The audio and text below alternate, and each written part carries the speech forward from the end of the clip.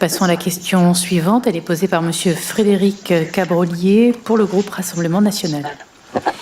Bien, d'abord, je suis très content qu'on puisse parler de la pénibilité, puisqu'on n'a pas pu, c'était l'article 9 du projet de loi sur les retraites. Donc merci à vous. Donc la pénibilité, ça repose sur le compte de prévention,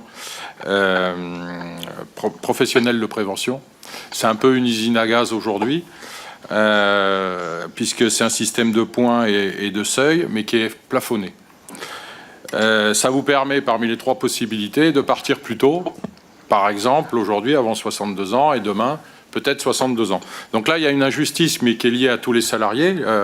Dans la santé, les auxiliaires de vie sont souvent salariés, soit parce qu'elles travaillent à la DMR, soit parce qu'elles sont indépendantes, mais elles se font payer en chèque emploi-service. Et au régime complémentaire de l'ARCO, quand vous partez, par exemple, à 62 ans, il faut le savoir, aujourd'hui, vous avez pendant 3 ans, les 3 années qui suivent, 10% de décote. Donc moi, les questions que je vais poser. En 2017, il y a eu 4 facteurs de pénibilité qui ont été supprimés par le gouvernement. Donc, bon, ça ressort un peu, mais n'est-il pas donc indispensable de réintégrer les 3 facteurs de pénibilité dits ergonomiques, port de charges lourdes, donc ça vous concerne, posture pénible notamment, puisque les risques ergonomiques sont à l'origine des troubles musculo-squelettiques et représentent 90% des maladies professionnelles reconnues, de l'aveu même de l'étude d'impact de la réforme.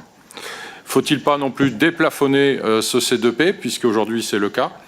Et donc là, c'était plutôt quand même pour la partie santé, madame. Et pour les agriculteurs, moi, il se trouve que j'ai rencontré la MSA également. Il ressort effectivement qu'il y a un problème avec la médecine du travail, problème de service de santé. Il y aurait une première visite médicale à 45 ans et une deuxième à 61 ans. Est-ce que vous me confirmez? Ça me paraît assez espacé, ça.